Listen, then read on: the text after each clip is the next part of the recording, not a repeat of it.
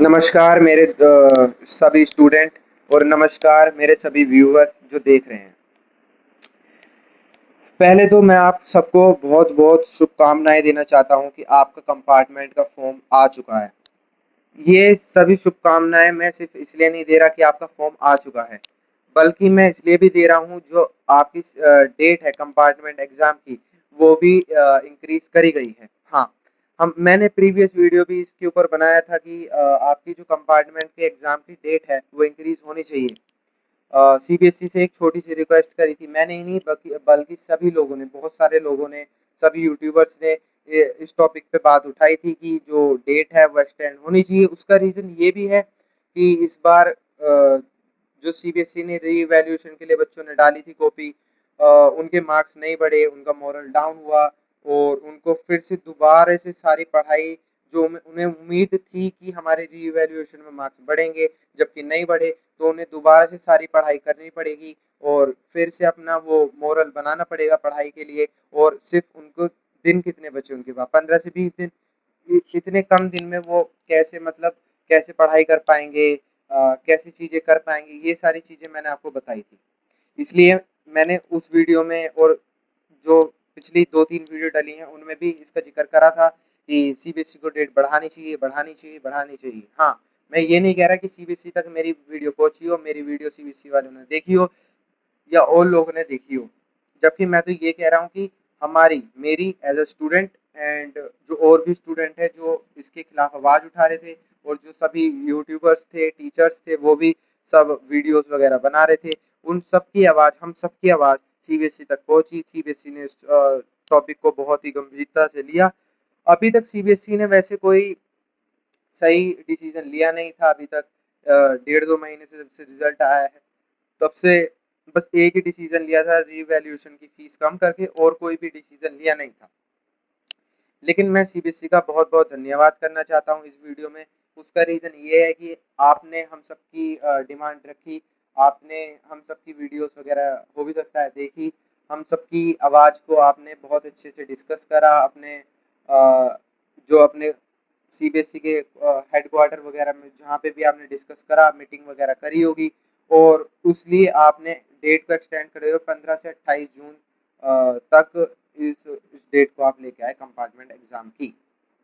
तो बहुत बहुत धन्यवाद सीबीएसई, और सभी बच्चों को भी मैं बहुत बहुत धन्यवाद करना, बहुत ही आपको धन्यवाद कहना चाहता हूँ, जिन्होंने हमारा सपोर्ट करा, इतना इतना यूट्यूब चैनल पे प्यार दिखाया। और सभी बच्चों को बहुत बहुत शुभकामनाएं कि आपकी डेट जो है इंक्रीज करी गई है। अब बात करी जाए कि जो आपने फॉर्म देखा होगा उसमें दो टाइप के बच्चे आते हैं, एक आते हैं रेगुलर बच्चे, एक आते हैं प्राइवेट बच्चे। रेगुलर बच्चे वो वाले बच्चे हैं जिन्होंने इस साल जो इनकी कंपार्टमेंट है, ये जो इस साल या फिर इम्प्रूवमेंट का एग्ज़ाम देना चाहते हैं। तो और जो प्राइवेट वाले बच्चे, वो वाले बच्चे होते हैं जो जिनकी पिछले साल कंपार्टमेंट आ चुकी और वो इस बार अप्लाई करना चाहते हैं। तो अगर आप इंडिया से हैं, मतलब तो आप, आपके लिए जो फीस रहेगी वो रहेगी 320, 320 रुपये। पिछले साल इसकी 300 थी और इस साल 320, ज़्यादा चेंज नहीं आया, 20 रुपये बढ़ाया है। तो इतनी चिंदी चोरी नहीं करेंगे कि 20 रुपये सीबीएसई ने बढ़ा दिया, इसको वापस करो, ये सब ठीक है। तो इसकी फीस रहेगी 320 रुपये।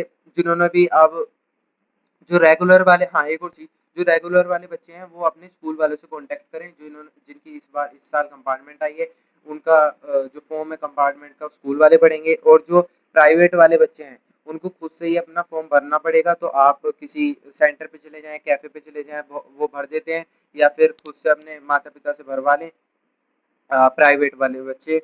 और अपनी जी जान से सब पढ़ाई वढ़ाई करें, जो मैं बोलता रहता हूँ कि भाई पढ़ाई वढ़ाई करो, कोर्स वगैरह ले लो। अब तो आपकी जो दिन भी हैं आपके पास काफ़ी ज़्यादा हैं, 28 जुलाई से आपके एग्ज़ाम स्टार्ट हैं।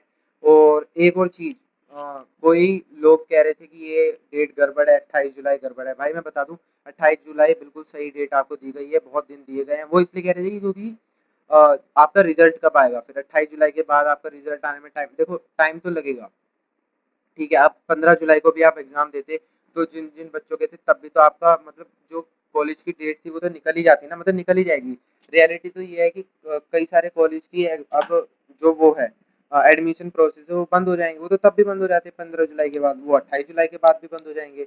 लेकिन आपका जो मतलब मार्क्स है वो 15 जुलाई को आप मतलब अच्छा स्कोर नहीं कर पाते। मैं मुझे पता है आप पूरे ईमानदारी से इस बार पढ़ाई कर रहे हैं, पूरे जी जान लगा के पढ़ाई कर रहे हैं, तो अगर आपका 15 जुलाई को एग्ज़ाम होता तो आप क्या इतना अच्छा स्कोर कर पाते? इस बार आपका 28 जुलाई से एग्ज़ाम है, तो मुझे उम्मीद है ये वाली डेट बिल्कुल अच्छी दी गई है सीबीएसई, इसलिए मैंने सीबीएसई का बहुत बहुत धन्यवाद भी कहा है, अब भी धन्यवाद करना चाहता हूँ। क्योंकि 28 जुलाई से जब आपके एग्ज़ाम स्टार्ट होंगे तो आपको बहुत बहुत टाइम दिया गया है इस बार पढ़ाई करने का। तो जितने भी यूट्यूबर कह रहे हैं कि 28 जुलाई बहुत लेट हो गया, तो भाई रहने दो, बिल्कुल सही डेट है मेरे हिसाब से। आप अच्छे से पढ़ाई करो। और रही बात कॉलेज की एडमिशन की, वो तो 15 जुलाई के बाद भी बंद होने थे, 28 जुलाई के बाद भी बंद हो जाएंगे। हाँ, ऐसा नहीं कि सारे बंद हो जाएंगे, कई कॉलेज खुले भी रहेंगे, वो आपके लक पे डिपेंड करेगा। सीधी सीधी बात बोलो तो हो ही जाएगा, एडमिशन हो ही जाता है, ठीक है। काफ़ी सारे कॉलेज तब भी आपको ले लेंगे 28 तारीख के बाद भी, जब आपका रिजल्ट वगैरह आ जाएगा। हाँ, और सबसे बड़ी बात जो आएगी वो ये आएगी कि इस बार भी जो कॉपी चेकिंग है वो इस बार भी आपकी ओएसएम होने वाली है। हाँ, क्योंकि अगर ऑफलाइन कॉपी चेक होती तो सीबीएसई बता देता, लेकिन ओएसएम ही इस बार भी होगी, तो थोड़ा सा ध्यान रखना।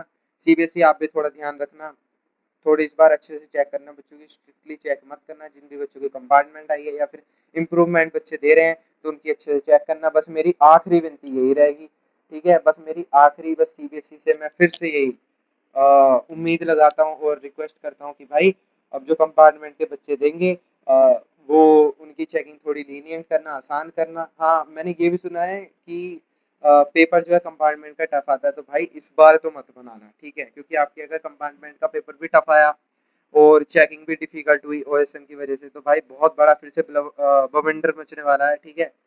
फिर ये अक्टूबर अक्टूबर तक फिर केस वगैरह तो होगा क्लोज ये।